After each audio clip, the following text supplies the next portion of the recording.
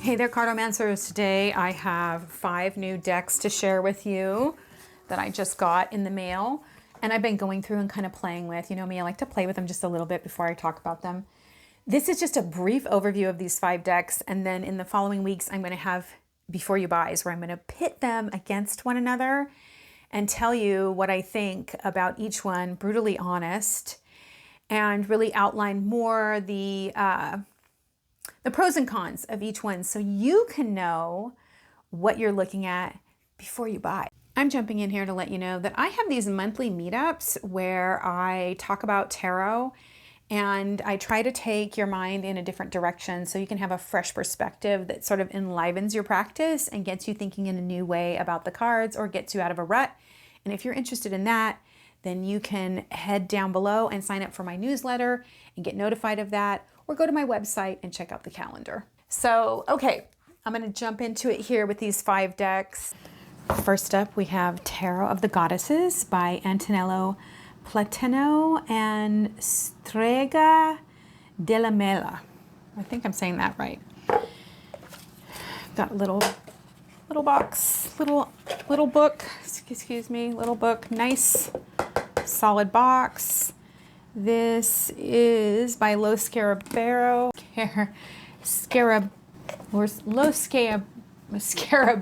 Wow, I shouldn't have any trouble saying that. You can see the backs, which I really like. We've got the triple goddess up here and then the pentacle. So tarot goddesses, I'm going to kind of pull these out like this. Again, I'm going to do real walkthroughs on these later on. You can watch those individual videos, but just really quickly, the coloration on these is, I like, it's saturated but softer somehow. And I find that the cardstock is nice. I like it that it's a longer card. I tend to like when they're like longer, thinner cards. It's expressive, no borders, which I appreciate. How many of you like borders out there? I know some of you are hard borders people. Here's your 5 of Pentacles here, which is really interesting. So one of the things I noticed about this deck is that even though the cards are waxed nicely, they're not too slippery for me to overhand, not too slippery for me to overhand shuffle, which is important to me. For those of you who know, I only overhand shuffle, and I can imagine that riffle shuffling would be really easy with them. So you have all of these different goddesses. Each single one talks about these goddesses. You know, even when you get into, even when you get into these minor arcanas, right? And so you might struggle to understand which goddess it is by just looking at it. I'm sure after a while you would get used to it, but you will find them. You will find them in here. So 5 of Cups is Leto, mother of Apollo. And Artemis, desperate after being separated from her land, created a new beginning through her love for her children and for life. As day follows night, so hope is born from despair, offering us a new perspective and new possibility for the future. So it's very interesting because you're not going to find these interpretations the same old. But I like how they have chosen the myths. And then of course, you could study these. And, if you're really drawn to a card or something is calling to you from the message, you could really look into the myth online. Next up is another Lo Scarabeo deck, the Fairytale Tarot by Julia F. Massaglia. I'm so sorry. I am not Italian, obviously. Again, nice, good, solid box to keep in your collection. I do feel like having a nice box that keeps the deck safe is important to me. We'll get into the book here in a minute. Look at these backs. I really like the backs. How many of you out there are into backs? It's part of the experience. Again, that long, slender deck, it's quite easy to shuffle. I'm not having any problem with that. I think it's a good size for your hands, so you're not going to be struggling with the deck. And then we have these different fairy tales. And they are so interesting, the different images that are in here. You'll see, look at this Empress. Very different. The interpretations of the cards themselves from a Rider-Waite-Smith, like here's kind of a typical 7 of Swords going on here, but it's kind of fascinating to me. Here's the Lovers, the interpretations of this. There's the 8 of Swords here. Let's look that up. Wow, change of scenery. You guys, if you could have seen that and the panic that just ensued, I just tipped a quart of water onto my table. Yeah, I have like a mason jar of water in here and I just tipped the whole thing over. So I have cards over here spread out drying. Woohoo! All right, so 8 of Swords. I'm going to read to you from the little book. And these books have the meanings in several languages because this is a European produced deck, and in Europe people speak different languages. Isn't that amazing for all of us Americans who speak one for most of us? 8 of Swords, upright, restriction, trap, defeatism, reversed, liberation, freedom, transcendence. And then it says, ogres are fearsome giants that imprison victims. They represent the feelings of being trapped and powerless because of fears and limitations. So there you have a little story. So like these are sort of fairy tale figures, right, that have been put into a tarot deck. And so you'll move through. And so I have to say they're not immediately, I don't immediately understand what the author was going for. But I do get there when I read the book, and that's kind of interesting. Next up is an oracle deck by an independent creator, the Feminine Archetypes Card deck. This is actually Dr. Ellie Chadwick and illustrated by Melanie, oh my gosh, Guarnieri, maybe, if I know my French, and it is French. Yeah, and so nice box, really pretty sturdy ribbon. This is foam. Oh my gosh, you guys know how I feel about this. This is foam, so it's not gonna move. Really nice velvet top. The box is pretty luxe, I have to say. Comes with this right here, this book that we'll talk about in a second. Look at these backs. So it's a rose petal finish, but not super sticky. I don't know how or why it's not as sticky. Maybe they don't call this rose petal anymore, but it's not super sticky. It's like you can shuffle it. I'm sure if you're riffle shuffling it, it's fine. Look at how beautiful the colors are on this deck. And I do like that it has an upright because you don't really read these as upright or not. And so these are feminine archetypes, and you can see the illustration style here. I like it. They're kind of, a lot of them are just set on these figures that are sort of floating in the cosmos, which is kind of a cool idea. You know, that these archetypes are out there and a part of the cosmos or a part of our consciousness. The spinster, the warrioress, the superwoman, the sovereigness, the wallflower, the tantress. So you can see that there are 2 different types of cards in this deck. My full review, I'm really going to talk about this deck deeply.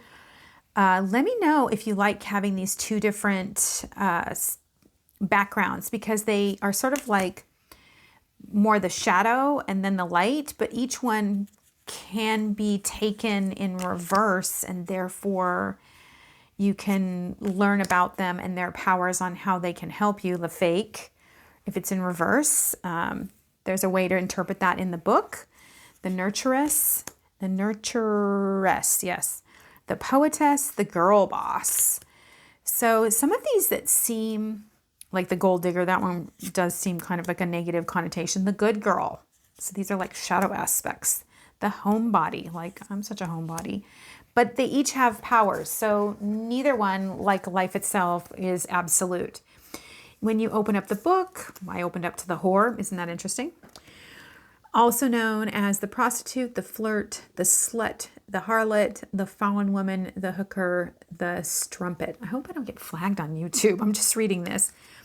So anyway, you'll have like a description of this. And then you have a work with the light card. And so then there's an opposing card that you can work with. And there are journal prompts. And then there's the divinatory meaning. And then the activation. And so like in this one, the activation is transmuting shame. So there's a lot with each card, and you get 2 pages on each one. This deck really challenged me, and I'm going to talk about this in my full review because I found this at first very challenging, and now I'm liking it a lot for really working with the self. And I think this is a great altar deck. So this is the Feminine Archetypes deck. Next up is a deck by Blue Angel Press by Anna Novas, and this is an oracle deck, the Feminine Myths deck. I like the way they've done this box. You got your little holes on the side. So let's look in here. I should have thrown that out. But anyway, good sturdy box. I like that it all fits inside of there. That's important to me. Look at the front. There's no words on the front. Just get to enjoy the beautiful front of the book. And it's a good sized book. You can see it's glossy and color. All right. And then you've got these feminine myths here. And so, you know, it's interesting because you may recognize a lot of these and you may not recognize them. Isis, Yemanja. Please forgive me if I'm not pronouncing some of these right. Mama Kila, Persephone, Ishtar, Kotlik, Oya, Harmonia. So you can see it looks as though these are collage style decks. Durga. It's a really interesting Durga. I've worked with Durga. This is not my interpretation of her.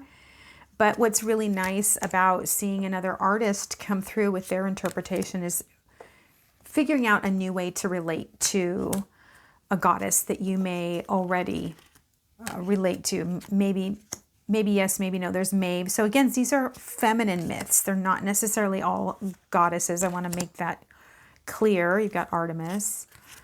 So in the book here itself, you will find 2 pages on each one. And they're numbered for easy reference. And so you have the feminine myth itself, the name of that, and then you've got a keyword, appreciation, and then you've got that feminine myth speaks, or that character speaks. And these are very poetic. And then there's a message. And then there's a little bit at the end about who this is about, and a little bit about their myth. So again, I'm going to go over this more fully. These are just breaking you in. Does anybody have this deck? I had never seen this deck, and it was offered to me, and I thought, I've got to check this out and see what I think about it. I really do love oracles. I have so many tarot decks, so new oracle is welcome. Last but absolutely not least is Kosmos Oracle deck, the Metamorphosis edition by Carmen Bello. Sorry, Carmen. There's your box. Good, sturdy box. Really cool. Like all the sides are really cool. There's a little key. Like when you lift it up, you show that key. You reveal the key. There is no book. As within, so without. The artist, the creator of this deck gifted it to me. I think they knew that I would like it just from my channel style. Look at the gilding on this. Just beautiful gilding. Gorgeous backs. I have really gotten into this art style over time. So the first thing I want to say is that, and I've somehow lost one of the elements. I must have shuffled it in. But it starts out and it's got the different elements in there and they stand alone. And then you've got these different aspects that it goes through. So awakening, equanimity, and you've got these keywords on there, and then you've got the element that it's related to. And then I like these unobtrusive borders. Look at the really cool illustrations on here. There's so much going on in each card that just makes me think, oh, there's my other element. I'm putting it aside. It's got these archetypes that come up that are linked to each one of the zodiac signs, and you'll see the zodiac sign listed over there. That's how you know that it's linked to that. And then it's an archetype. So here's the trailblazer: ambition, assertiveness, self-reliance. So shadow work, look at this. This is really cool. She's swimming down to get that pearl, like way down. And I like that they've shown like these stairs. Shadow work, integration, healing, soul retrieval. I like this color palette, and I used to love super ornate things, and these are ornate. But the cards themselves, I should say, and the cards themselves are so thought-provoking. Look at safety here.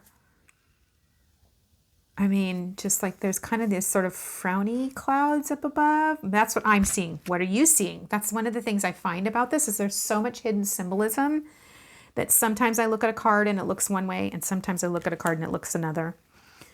So this, again, this does not have a book with it, and I don't feel like it needs it. I feel like the exploration of the card is what is necessary. And there's so much going on in each card.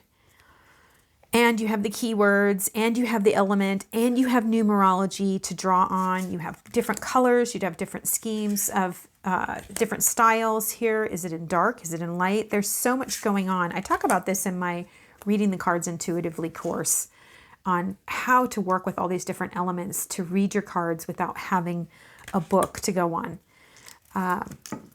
Anyway, and with that said, if you're interested in knowing about that, you can always sign up for my newsletter down below, and then I announce when I do that. Love this deck. I look forward to doing the full review with you so that you can hear all about it. If you made it to the end, leave me a star emoji down below, and you can check out this playlist, which will have all the different individual reviews of each one of these decks and my opinion of them. I'm going to be doing before you buys on these. So I'm going to be pitting a lot of these against one another, which will be super fun to see what you think about what you would like to know before you buy.